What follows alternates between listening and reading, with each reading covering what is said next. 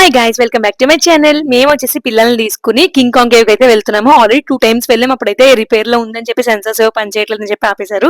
But ఈసారి అయితే వెళ్ళాము అండ్ దీని ఫుల్ డీటెయిల్ వ్లాగ్ అయితే నేను ఆల్రెడీ పోస్ట్ చేశాను లాంగ్ వీడియోలో. ఒకసారి అయితే చూడండి. చూడలేని వాళ్ళు ఎవరైనా ఉంటే మా పిల్లలు ఎలా రియాక్ట్ అయ్యారు ఏంటనేది ప్రతి ఒక్కటి కూడా అందులో డీటెయిల్ గా చెప్పాను.